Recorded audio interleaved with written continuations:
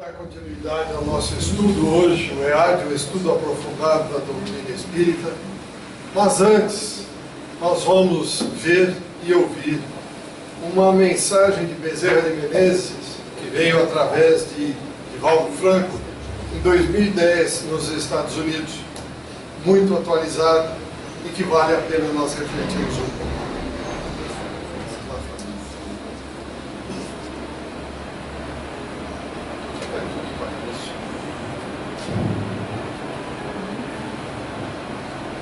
Então, como eu disse, essa mensagem veio através do Divaldo, nesta reunião aqui do Grupo Espíritas da Califórnia, 13 de novembro de 2010.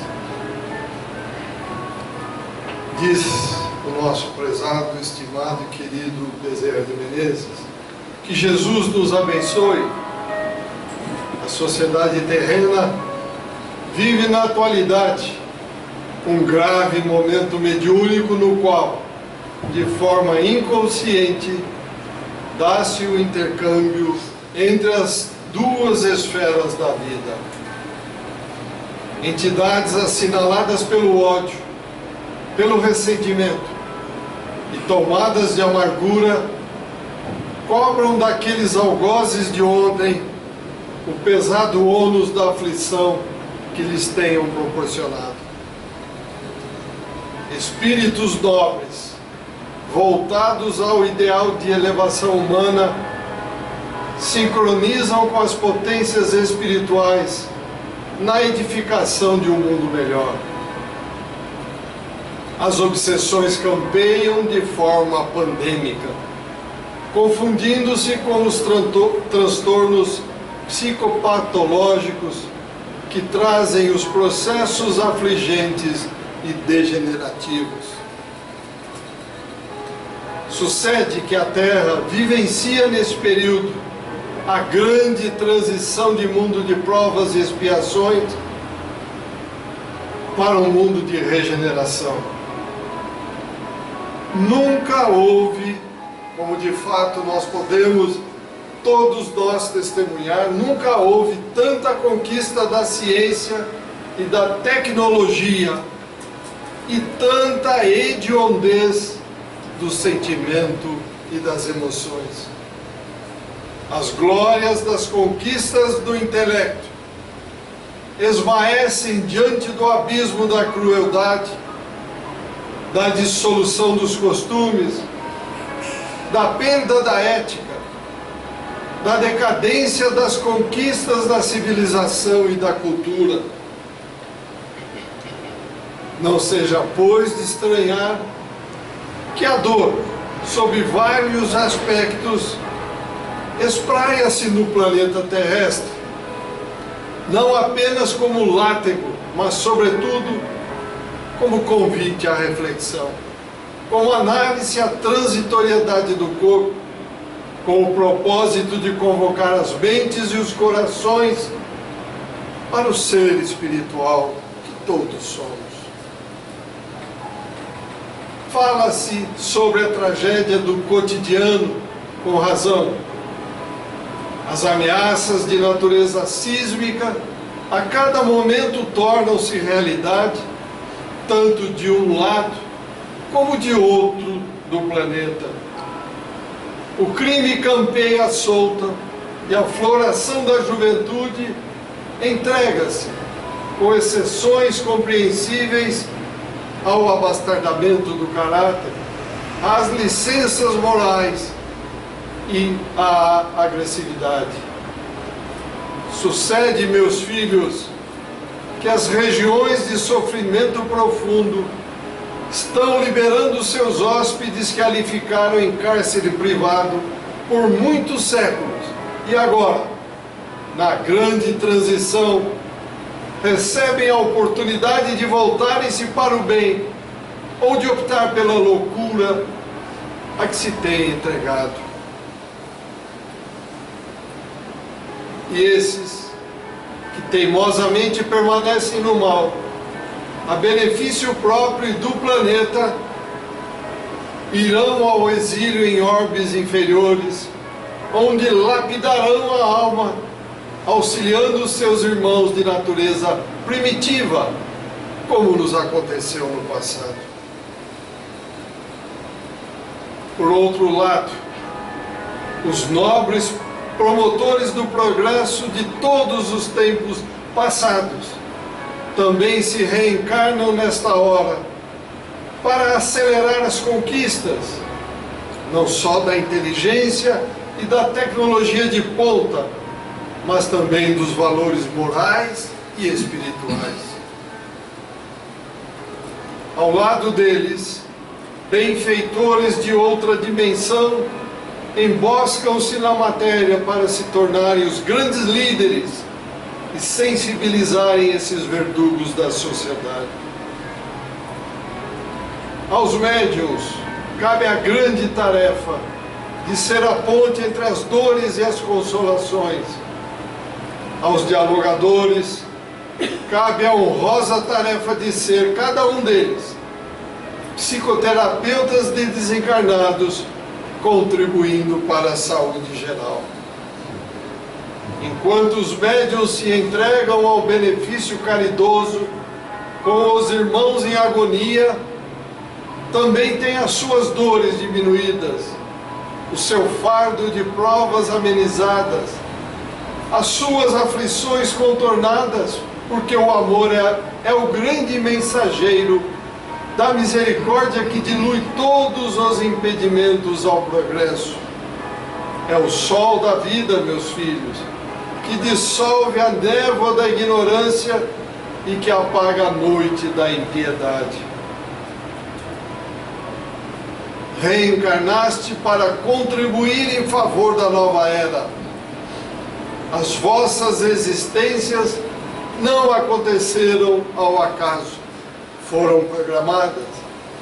Antes de mergulhardes na neblina carnal, lestes o programa que vos dizia respeito e o firmastes, dando o assentimento para as provas e as glórias estelares.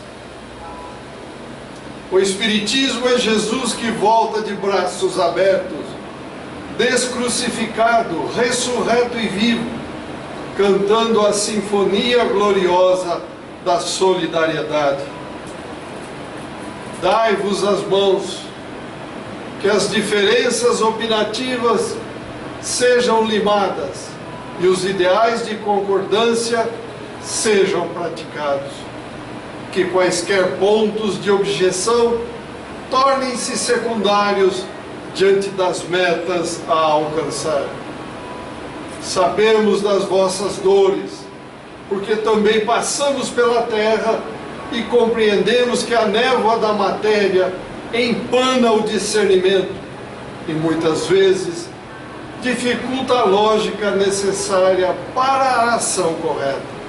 Mas ficais atentos, tendes compromissos com Jesus. Não é a primeira vez que vos comprometestes enganado-vos, mas esta é a oportunidade final, optativa para a glória da imortalidade ou para a anestesia da ilusão. Ser espírita é encontrar o tesouro da sabedoria. Reconhecemos que na luta cotidiana, na disputa social e econômica, financeira e humana do ganha-pão, esvai-se o entusiasmo, diminui a alegria do serviço. Mas se permanecerdes fiéis, orando com as antenas direcionadas ao Pai Todo-Poderoso, não vos faltarão a inspiração, o apoio, as forças morais para vos defenderdes das agressões do mal que muitas vezes vos alcança. Tende coragem, meus filhos, unidos, porque somos os trabalhadores da última hora, e o nosso será o salário igual ao do jornaleiro do primeiro momento.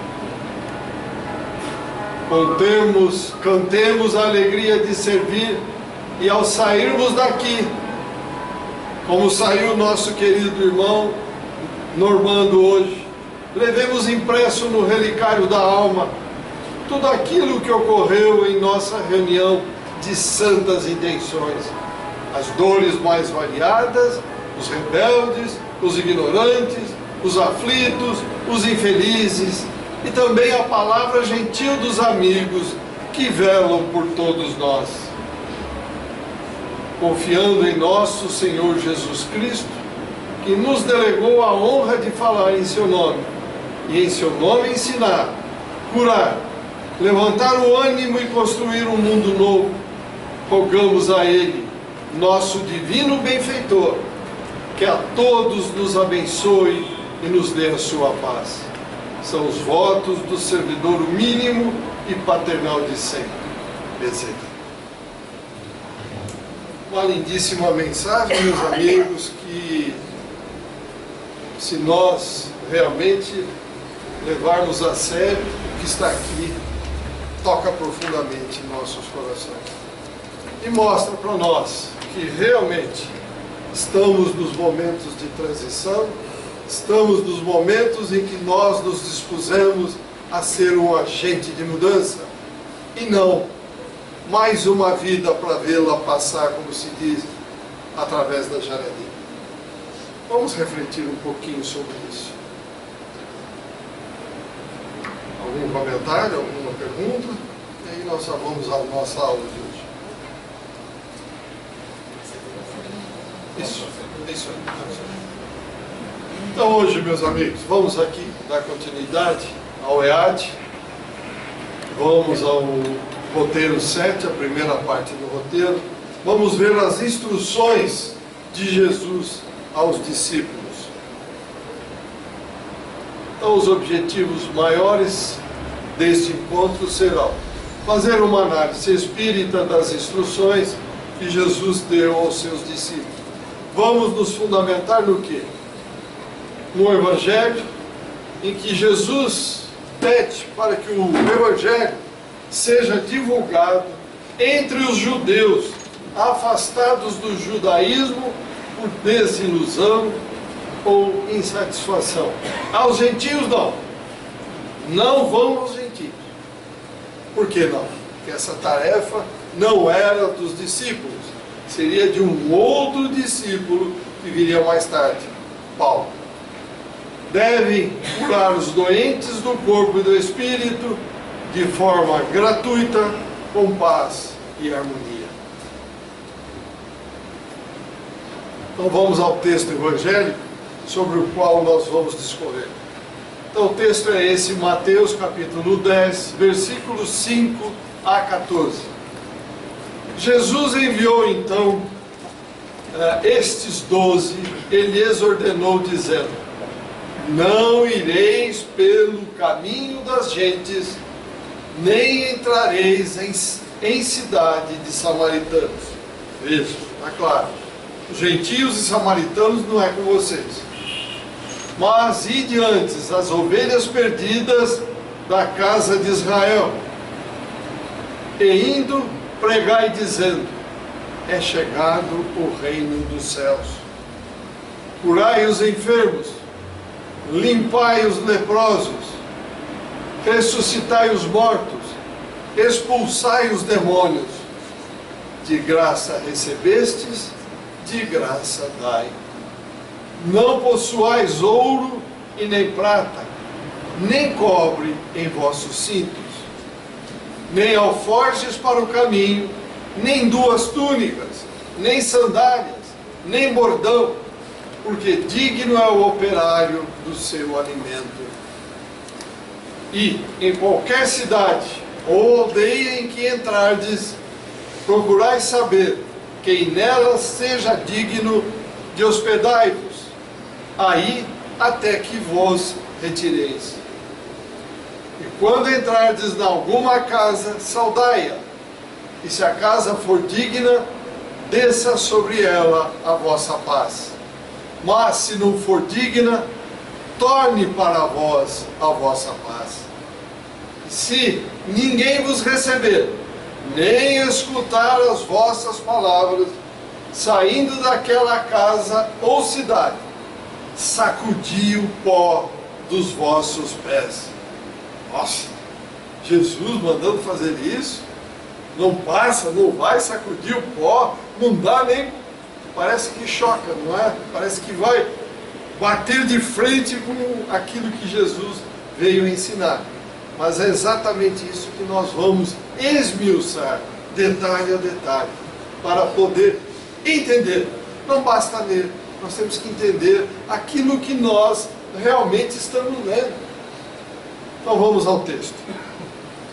Esse primeiro pedaço aqui. Jesus enviou estes 12 e lhes ordenou, dizendo: não ireis pelo caminho das gentes, nem entrareis em cidade de samaritanos, mas ide antes às ovelhas perdidas da casa de Israel. Então o livro do Evangelho segundo o Espiritismo, no capítulo 24, no item 10, inicia a elucidação deste trecho, dizendo o seguinte: na época de Jesus, tudo era circunscrito e localizado, em consequência das ideias estritamente materiais e acanhadas até então em curso. Vocês vão entender o que eu acabei de dizer. A casa de Israel era um povo pequeno, não era um povo que dominava toda aquela região onde eles estavam. Era uma das casas, era uma casa pequena. Os gentios eram outros pequenos povos circunvizinhos. Como nós vamos ver na sequência, Israel era monoteísta, os gentios politeístas, ou seja, adoravam N deuses. Eu pergunto aos senhores, Jesus veio, começou a ensinar, começou a exemplificar. Aqueles nossos irmãos, discípulos e apóstolos, estavam aprendendo com ele.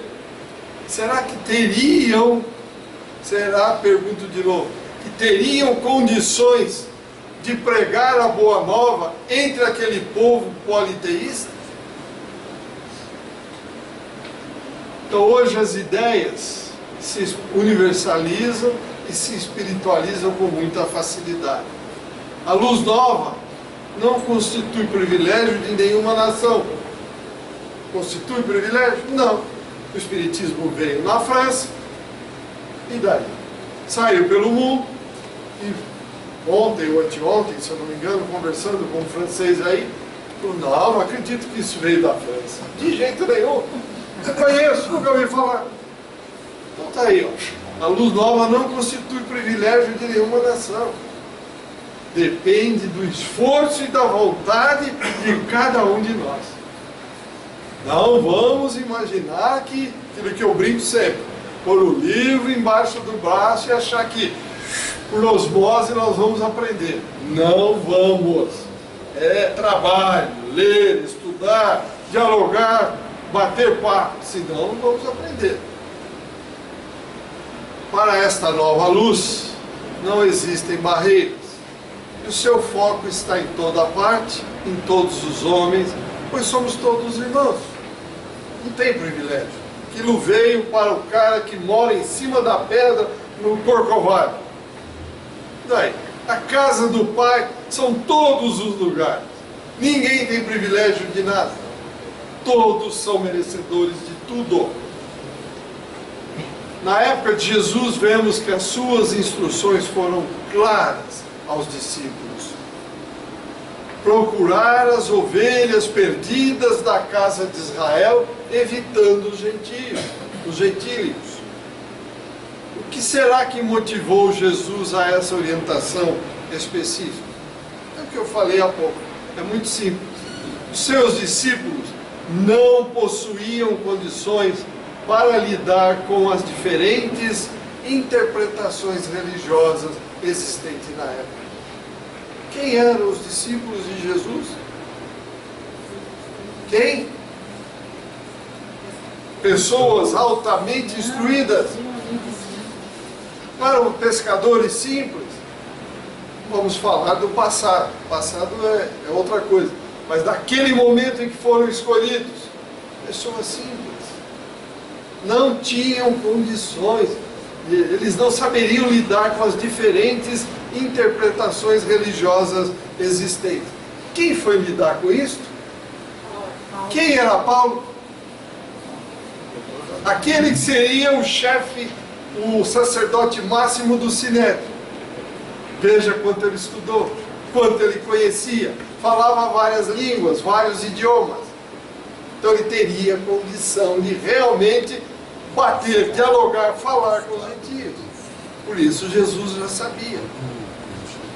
Uma vez que conheciam apenas os ensinamentos da lei judaica, que era verdade, eram judeus. Por esta razão, os discípulos deveriam focalizar suas pregações aos irmãos de raça. Então é importante ainda considerar que Jesus estava, de certa forma, submetendo os seus discípulos a um teste. Não é verdade? Nós todos, quando começamos um trabalho, nós chegamos no trabalho, já está tudo pronto, nós assumimos e já começamos a assinar, tomar decisões, deliberações contínuas e constantes. Somos submetidos a um teste. Por isso existem hoje, pela própria legislação, 90 dias de experiência, para ver se nós temos capacidade para alguma coisa, naquilo que nós estamos dispostos a fazer. E Jesus a mesma coisa. De certa forma, ele estava submetendo os seus discípulos a um teste. Estava treinando-os para as futuras lutas que haveriam de passar na difusão do cristianismo. E foi o que aconteceu.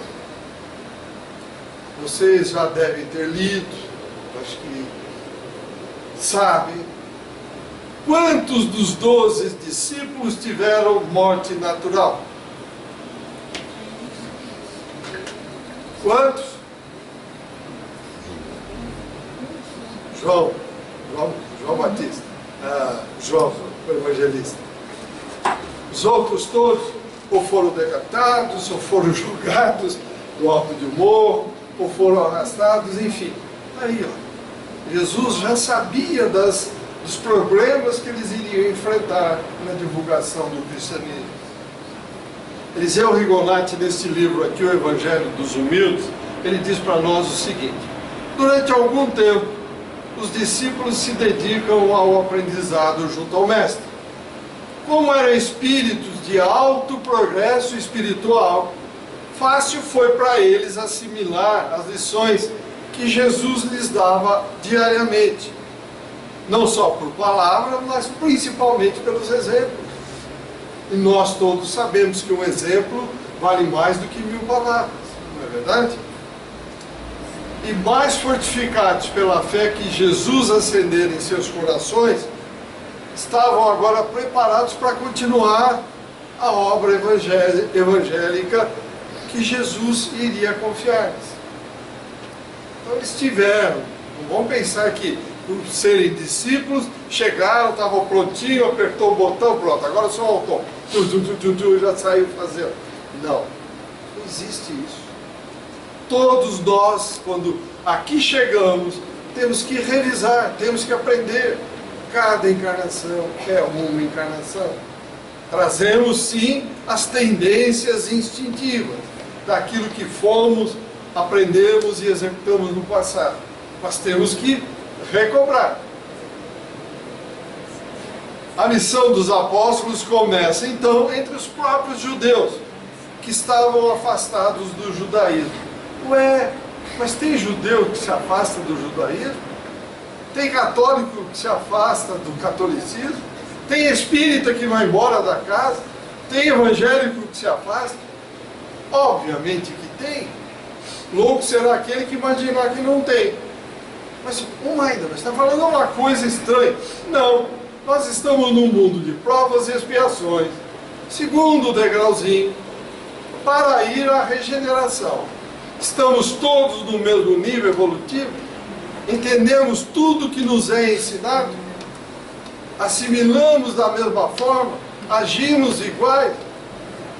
Não concordo com a opinião do Luiz, tem que ser do meu jeito.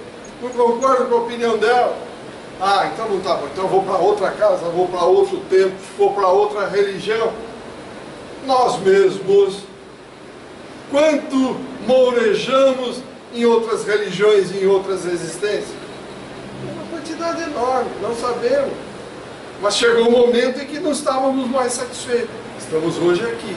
Ficaremos? Depende de cada um de nós. Continuando então, esses judeus que estavam afastados. Então, quem eram esses judeus? As ovelhas perdidas da casa de Israel, como falava Jesus. Trabalho com os gentios caberia a Paulo, como eu falei, numa época posterior. Então vamos refletir um pouco mais sobre essas expressões. As ovelhas perdidas e a cidade dos samaritanos citada no Evangelho. Ovelhas perdidas eram os judeus afastados. Eram naturalmente os indicados para que, primeiramente, recebessem o Evangelho, que já tinham conhecimento da lei mosaica. Então, era o mais fácil para eles entenderem. Porque eram os judeus os primeiros a receber, razão do longo preparo espiritual, que vinham sendo submetidos, como eu falei. Dirigindo-se a eles, os discípulos encontrariam um terreno propício à semeadura. É muito mais fácil nós falarmos para alguém que esteja aberto, que já conhece alguma coisa e quer aprender, do que alguém que não sabe nada. Nós temos que começar do zero. Não é verdade? É muito mais fácil. Podemos observar ainda que a história nos relata que muitos judeus estavam insatisfeitos com os seus sacerdotes. Novidade? Estou falando há 2000 anos atrás. Hoje é diferente. Por que isso acontecia? Estavam marcadamente voltados para as práticas exteriores. Isso há 2000 anos, gente. E hoje, como é que é? Eles passaram 2000 anos. Estou dizendo aqui judeus, mas no sentido amplo, todas as religiões. Nós vamos fazer um templo lá, que cabe não sei quantas mil pessoas, que bonito, e aí? Tudo igual. Porque existiam também intrigas religiosas entre o clero e os membros do Sinédrio. Em todos os lugares onde haja o ser humano, existem intrigas. O que eu sei é muito mais do que o que você sabe. Então eu não aceito a tua opinião. Cadê a alteridade? Não autoridade nem autoridade. A alteridade com L, que é saber assimilar e aceitar a opinião diferente, que é o que o Espiritismo vem nos trazer. Cadê? Cadê? Nós todos não estamos pondo em prática ainda. Oi? Sinédrio era a congregação de todos os religiosos. A igreja dos judeus. Porque também havia servidão e submissão ao poder romano, levando a acordos políticos espúrios. Peraí. Naquela época tinha acordo político espúrio. Hoje não tem. Hoje não tem. Não é verdade? Os acordos são assim, pensando na coletividade em primeiro lugar. Em último lugar, aquele que vai fazer o acordo pensando. Não é assim? Exatamente o inverso. Não mudou nada, gente. E até piorou. Aí, ó. Esses judeus que se afastavam, uma das causas era essa também. Nada diferente do que ocorre hoje. Por estas razões, as ovelhas perdidas mantinham-se afastadas dos templos religiosos, das sinagogas. Havia também aqueles judeus que não se contentavam com as práticas do judaísmo oficial. Não concordavam. Por que não se contentavam com essas práticas? Está aí, ó, por julgá-las falsas, inadequadas e sem sentido. Neste grupo enquadravam-se quem? Os samaritanos. Então, extrapolando o sentido literal, podemos dizer que as ovelhas perdidas representam quem? As pessoas. Agora, vamos jogar para nós. Serviu de exemplo. Jesus pegava as ocorrências do dia a dia para nos ensinar as coisas espirituais. Então, quem representa?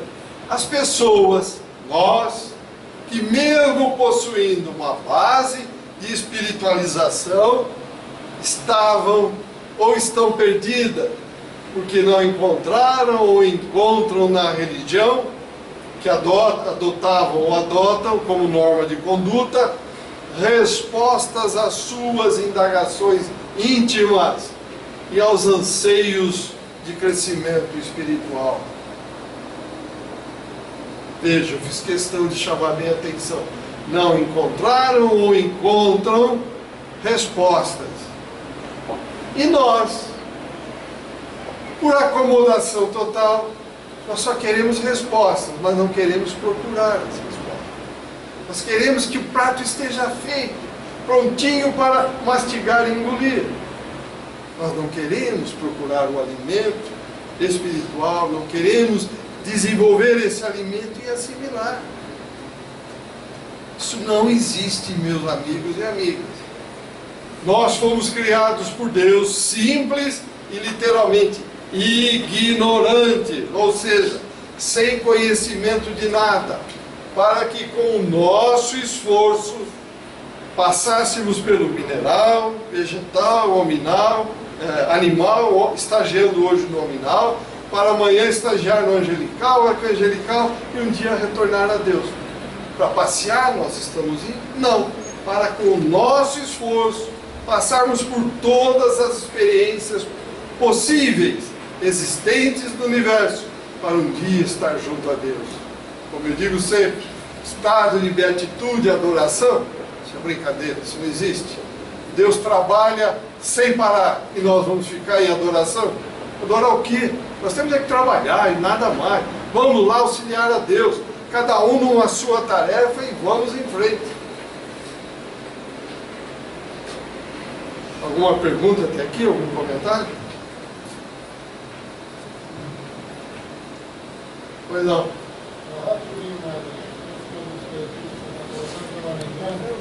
Acho que quem teve o prazer de ver há 2000 anos com Paulo Esteves, fizer uma análise fria do livro, vai perceber que aqueles somos nós.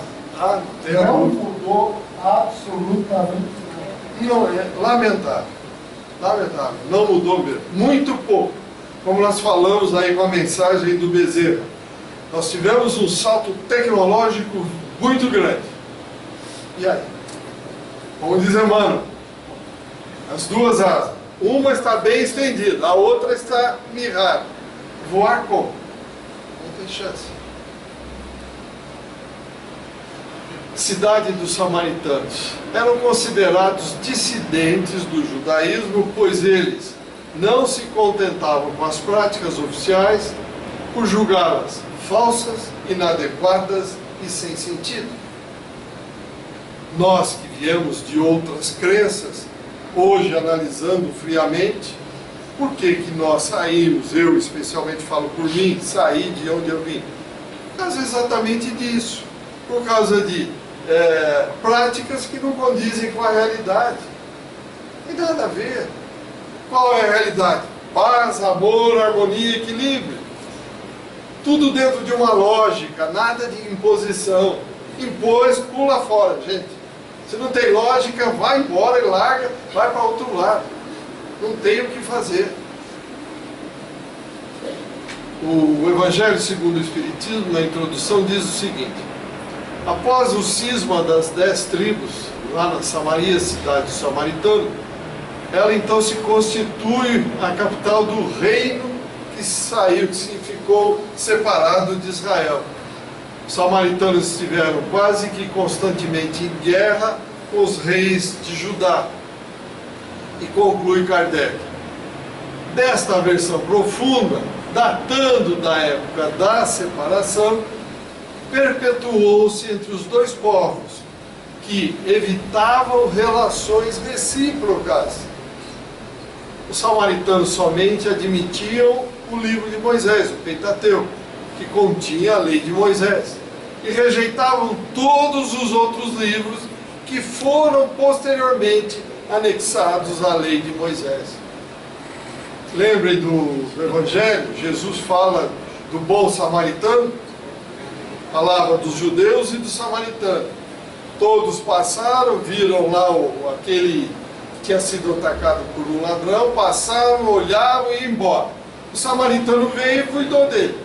Quem deles era realmente uma boa pessoa?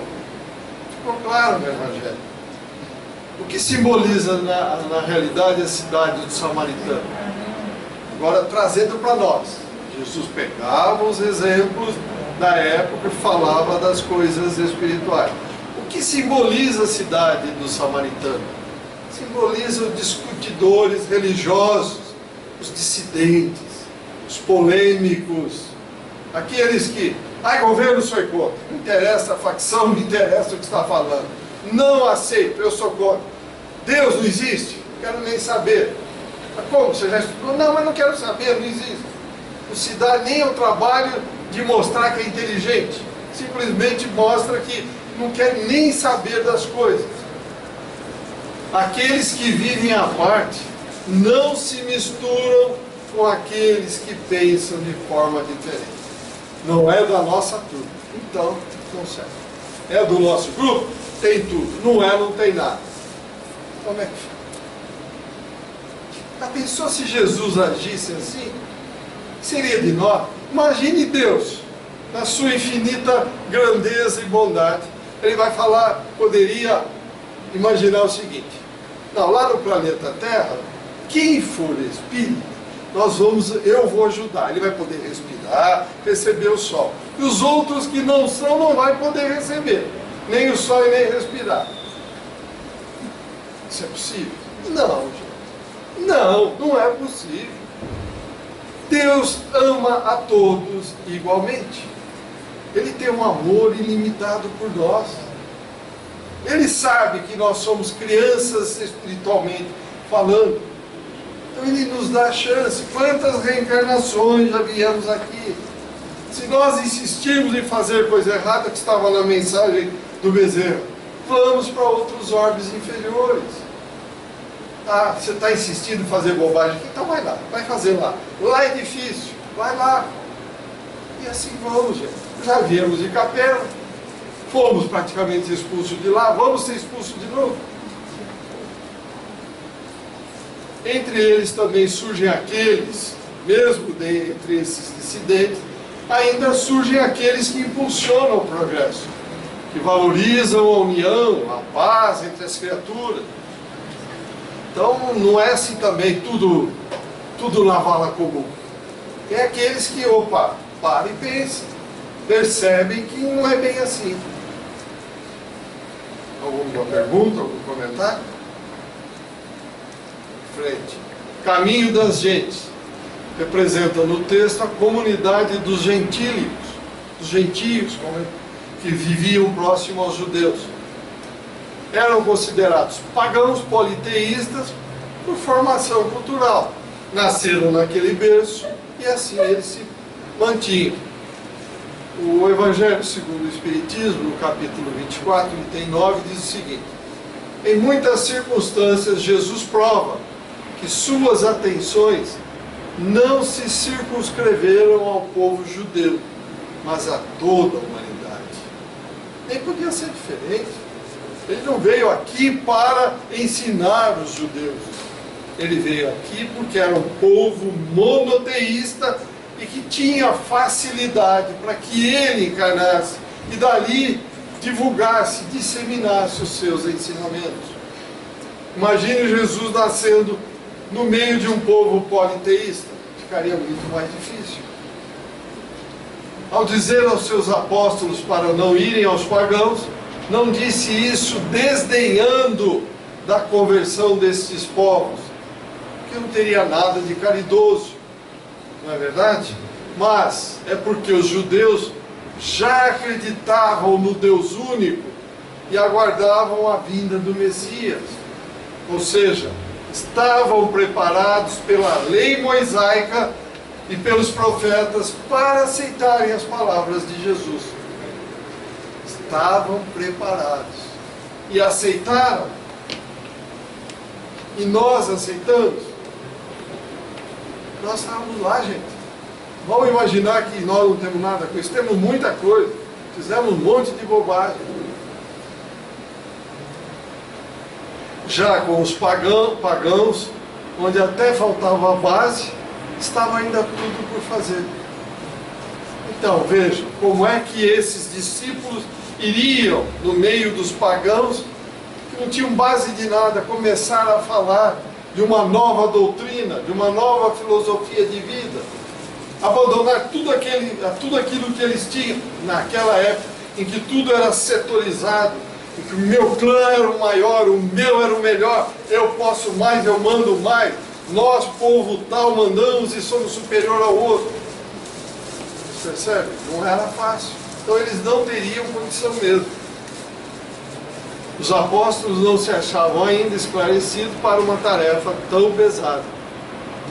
Então conclui-se que o caminho das gentes indica outro tipo de pessoas situadas em oposição às ovelhas perdidas da casa de Israel.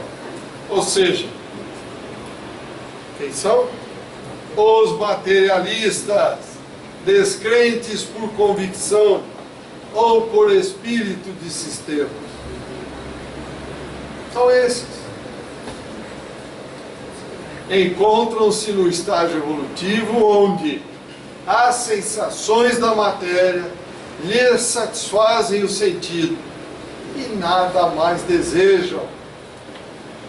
Quero comer, beber, aproveitar todas as sensações que a matéria me oferece. Amanhã, não quero saber, você vai para onde? Não me interessa, não quero viver o hoje, agora e ponto final.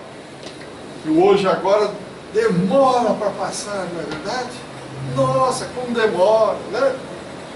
Não é verdade? Demora, hein? Não é, Isabel? Como demora para passar? A gente nem vê passar, gente. Passa hoje, depois da manhã já é fevereiro. Esse dia não foi Natal? E vai embora, o tempo vai, escoa que nós nem percebemos. São pessoas que ainda não estão habilitadas à verdadeira transformação espiritual. Por quê? Pelo estágio evolutivo que estão. E não querem evoluir. Estão parados, são preguiçosos, literalmente. Não querem discutir. Quer ver a cerveja, o futebol, a mulher, o homem, a academia, não sei o quê, não sei o quê. É isso. O resto não interessa. Lê do engano, fecha o olho aqui, na hora que abre lá a coisa complica, o bicho vai pegar e pegar feio. Aí vem aqui esses companheiros espirituais aí, desesperados, não sabe o que aconteceu. Não, eu não morri, eu estou vivo. Dão um trabalho danado, estão achando ruim? Não, nada disso. Só estou mostrando que nós não nos preparamos para o retorno. Nenhum de nós somos daqui. Viemos para aprender. Voltamos e não aprendemos nada. Então podemos ir para aqui ou outro lugar aí. Continuando então. Entretanto, reconhecemos que entre esses podem surgir também indivíduos decididos, dispostos a superar os limites impostos pela vida material. Existem. Um comentário? Então vamos dar mais uma recação. E indo pregai dizendo: é chegado o reino dos céus. Curai os enfermos, limpai os leprosos ou rancenianos, ressuscitai os mortos, expulsai os demônios. De graça recebestes, de graça dai. Não possuais ouro nem prata, nem cobre, nem cobre em vossos cintos, nem alforjes para o caminho, nem duas túnicas, nem sandália, nem bordão, porque digno é o operário do seu alimento. Qualquer pregação tem o sentido de despertar, de atrair interesse, de quantos estão predispostos a ouvir essa pregação. Quando nós chegamos aqui, que alguém começa a falar, obviamente nós queremos aprender alguma coisa.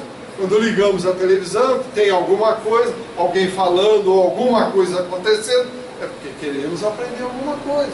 Ou desaprender, depende. Depende da forma como é colocado. E da forma como nós estivermos preparados para assimilar aquilo. Se formos massa de manobra, marionetes, nós vamos desaprender. Vamos servir de massa de manobra. Senão, nós vamos parar, pensar, usar a paz, o amor, a harmonia, o equilíbrio, e vamos ver que não serve, está errado, e deixar de lado. A pregação com Jesus manifesta-se não só por palavras, mas principalmente pela irradiação da sua personalidade superior, sobretudo pelos exemplos que ele dá. Jesus, ao dizer: curai os enfermos, limpai os leprosos, ressuscitai os mortos, expulsai os demônios, revela o quadro de enfermidade existentes no mundo. Não era brincadeira. Hoje não tem mais? Tem, obviamente que tem, mas nós temos recursos técnicos para diminuir tudo isso. Mas em compensação, por nossas desarmonias, o que fizemos? Surgiram outras enfermidades que não existiam. O modo imperativo utilizado por Jesus, ou seja, curai, limpai, ressuscitai, expulsai, indica o tratamento que deve ser aplicado aos doentes. Jesus falava da cura física e da cura dos desajustes da alma, dos desajustes do corpo também. Qual o significado de expulsar demônios? Vamos ver? Começa com o esforço para asepsiar-se mentalmente. Vamos imaginar que está tudo entre aspas, demônio, ele cai de paraquedas e se aproxima de nós e fica porque caiu.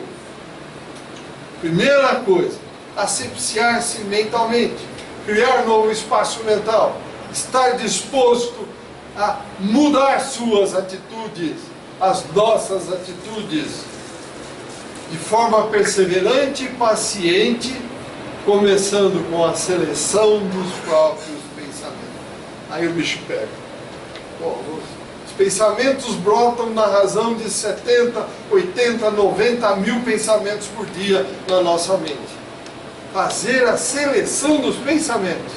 E aí? Como é que nós vamos fazer isso? É fácil? Não. Mas está aí o modelo. Paz, amor, harmonia e equilíbrio. Mas não, eu quero a matéria. Aí não tem jeito. Aí não tem seleção de pensamentos. Aí tem brotando cada vez mais pensamentos negativos.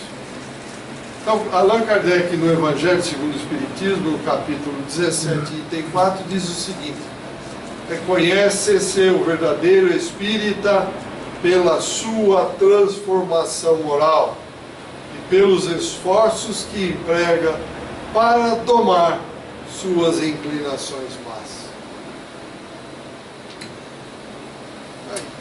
Estamos nos esforçando? Ou continuamos, como eu brinco sempre, das outras encarnações, batedores de ponto? Gente, cheguei, estou aqui, ó, vocês estão me vendo? Vai falar que eu não sou espírita, que eu não sou católico, que eu não sou evangélico, que eu não sou isso, que eu não sou aquilo. Que toda semana eu estou aqui. Isso serve para alguma coisa? Só se mostrar? Não. Estamos domando, estamos nos esforçando para domar as nossas más inclinações?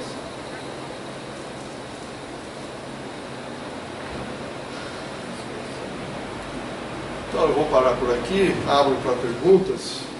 No próximo encontro nós continuaremos a partir daqui. Alguma pergunta, algum comentário? Gostaria de ouvi-lo, porque senão fica um diálogo só meu e você não tem nem vontade mais de ouvir, cansa. E aí, ninguém pergunta nada, está tudo bem, todo mundo entendeu tudo. Aí não é diálogo, aí é um monólogo, e monólogo cansa, gente. Nada? Então tá bom, gente. Muito obrigado. Vamos trabalhar. E até o